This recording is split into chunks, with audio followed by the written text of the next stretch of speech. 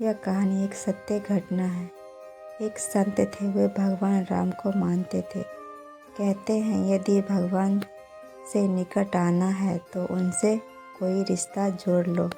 जहाँ जीवन में कमी हो वहीं ठाकुर जी को बैठा दो, वे जरूर उस संबंध को निभाएंगे।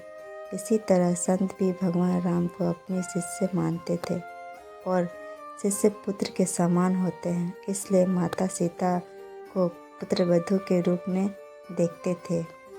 उनका नियम था रोज मंदिर जाते और अपनी पहनी माला भगवान को पहनाते। उनकी यह बात मंदिर के लोगों को अच्छी नहीं लगती थी। उन्होंने पुजारी से कहा, ये बाबा रोज मंदिर आते हैं और भगवान को अपनी उतारी हुई माला पहनाते हैं।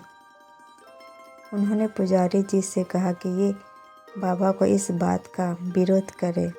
अगले दिन बाबा मंदिर आए और पुजारी जी को माला उतार कर दी तो पुजारी जी ने माला भगवान को पहनाने से इनकार कर दिए।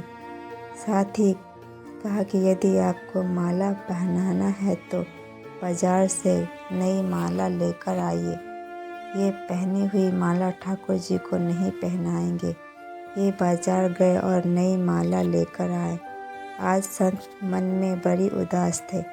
अब पुजारी जी ने वही नई माला भगवान श्री राम को पहनाई तो तुरंत वह माला टूटकर नीचे गिर गए। उन्होंने फिर जोड़कर पहनाई माला, फिर टूटकर गिर पड़े। ऐसा 3-4 बार किए पर भगवान ने वह माला स्वीकार नहीं की। तब पुजारी जी समझ गए कि उनसे बड़ा अपराध हो गया है और पुजारी जी ने बाबा से क्षमा मांगी। संत सीता जी को बहू मानते थे, इसलिए जब भी मंदिर जाते पुजारी जी सीता जी के विग्रह के आगे पर्दा कर देते थे।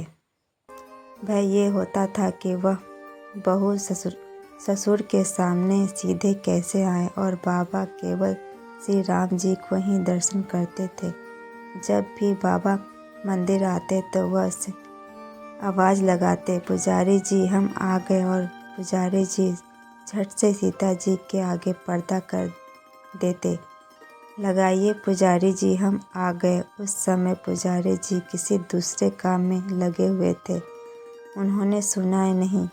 तब सीता जी ने तुरंत अपने विग्रह के बाहर आए और अपने आगे पर्दा कर दिए। जब बाबा मंदिर में आए तो यह देखकर पुजारी जी को बड़ा आश्चर्य हुआ कि सीता जी ने विग्रह का पर्दा तो लगा है। पुजारी बोले, बाबा आज आपने आवाज़ तो लगाई ही नहीं। बाबा बोले, पुजारी जी मैं तो रोज़ की तरह आवाज़ लगाने के बाद ही मंदिर में आया था। यह सुनकर पुजारी जी और बाबा समझ गए कि सीता जी ने स्वयं अपने विग्रह से आके पर्दा किए थे। आज से हम मंदिर में प्रवेश नहीं करेंगे।